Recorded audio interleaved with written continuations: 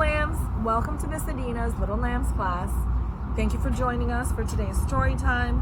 Today we will be reading about strangers. The Berenstain Bears learn about strangers by Stan and Jan Berenstain.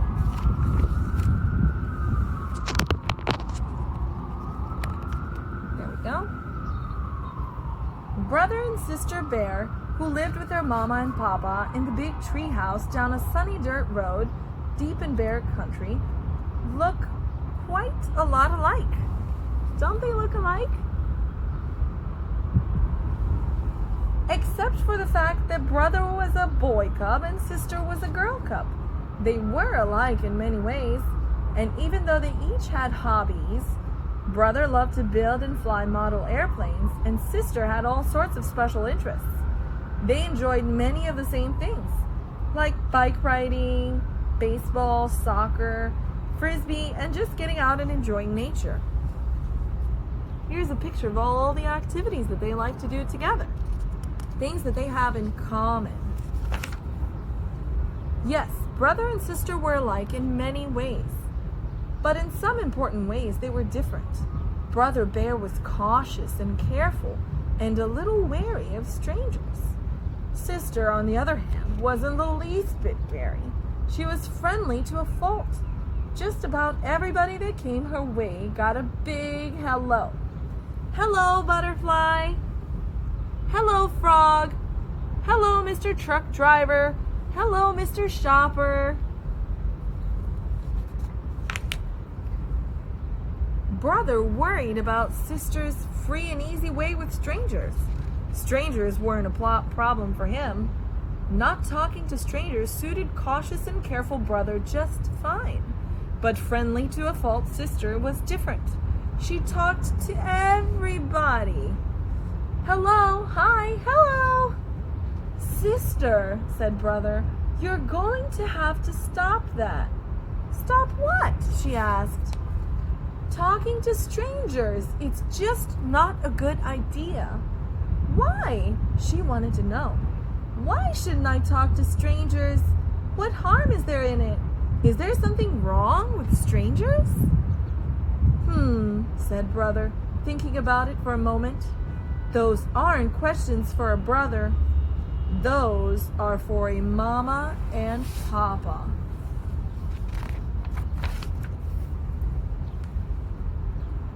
Sister Bear, I'm glad you asked those questions, said Papa Bear in his deepest and most serious voice. The reason you should never talk to a stranger and never ever take presents from a stranger and never ever ever go anywhere with a stranger is that it's dangerous. What's dangerous about it? She asked, wide-eyed. What can happen? Oh dear, thought Mama Bear. I do hope Papa can tell sister about strangers without making everything scary. All sorts of things, Papa said. Here, look at this newspaper. As she looked at it, her eyes got wider and wider. This is what she saw. Stranger bothers cub. Missing cub found. Chief Grizzly questions stranger. Cub safety meeting. I hope you're paying attention to all this, called Papa to Brother Bear. Yes, Papa, said brother, looking up from his airplanes. When sister asked for a bedtime story, that evening Papa said, of course, I have just the one. It was in an old book that Papa had kept since he was a cub. The story was called Silly Goose and Willie Fox. It told how Silly Goose got into a conversation with Willie Fox, and before Silly knew quite what was happening, she found herself in Willie's lair. This is how the story ended. And there was a snip and a snap, and all that was left of Silly Goose was a few floating feathers and a smile on the face of Willie Fox. Uh-oh. That is what happened to Willie Fox. Sister had a hard time falling asleep that night. Her mind was filled with those headlines. There was even one that said, "Silly Goose Missing, Willie Fox Questioned." The sound of Brother Bear's peaceful breathing finally lulled her to sleep.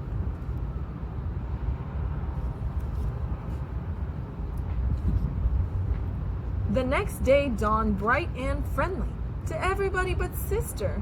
She had spent a restless night. When she looked out the window, everything seemed a little strange. The trees seemed to reach for her, an owl stared at her, and the crows glared. "Let's go out and ride our bikes on the village green," said Brother after breakfast, but Sister didn't want to.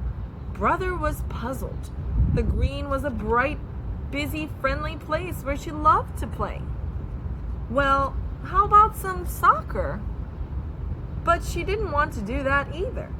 It wasn't until he suggested Frisbee, her favorite game, that she agreed to go along. Before they left, they told Mama where they'd be.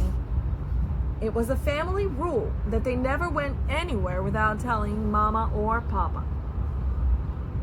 "That's fine," said Mama. "I'm on my way to Farmer Ben's for apples. I'll stop by for you on the way home." The village green was the same bustling place it had always been. This is what it looked like to everyone but Sister. This is what it looked like to her.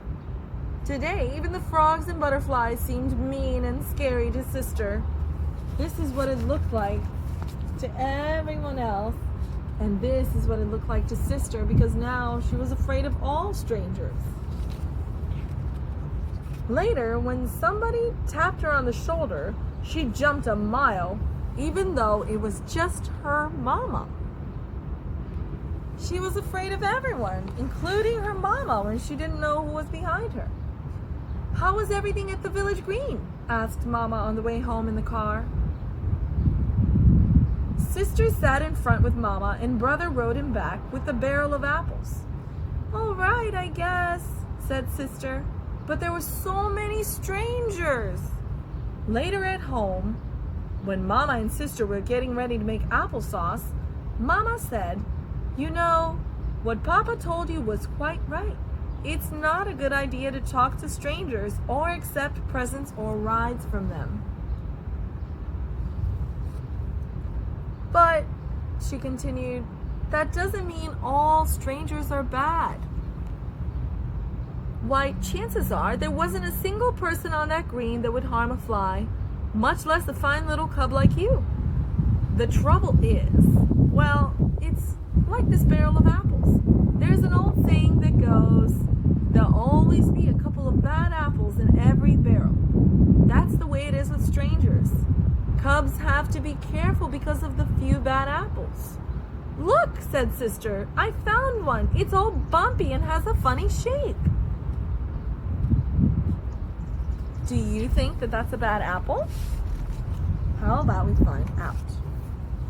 "Well, it certainly is strange looking," said Mama, "but that doesn't necessarily mean it's bad. You can't always tell from the outside which are the bad apples." She cut it in half. "See," she said, "it's fine inside. Now, here's one that looks fine on the outside, but inside it's all wormy."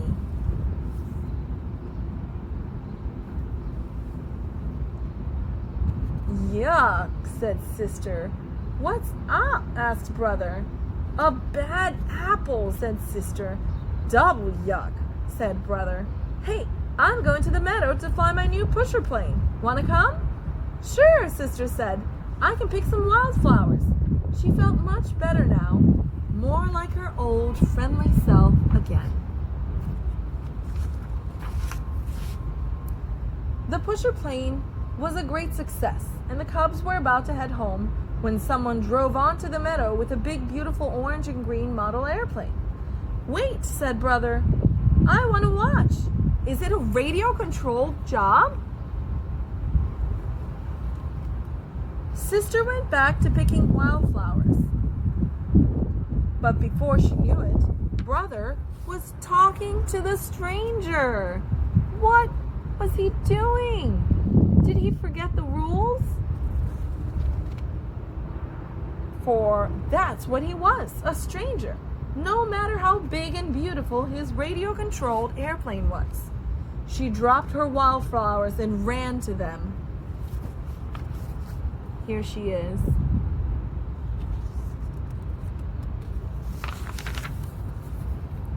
I'm going to send it up and follow it in the car, said the stranger. Want to come along?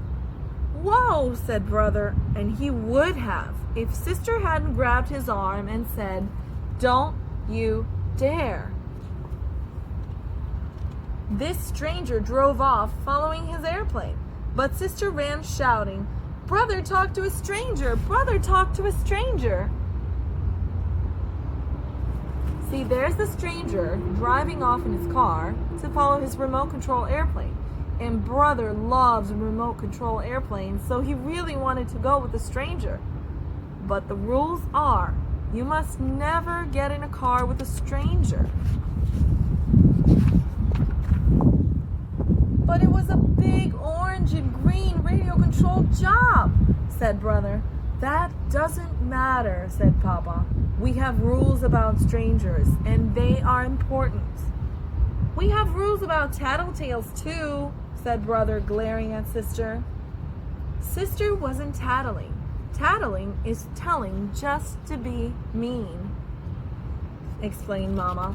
And sister was telling because she loves you and she was worried. Do you think that fellow was a bad apple? Asked brother. Probably not, said Mama. That's right, said sister. Most folks are friendly and nice and wouldn't hurt a fly.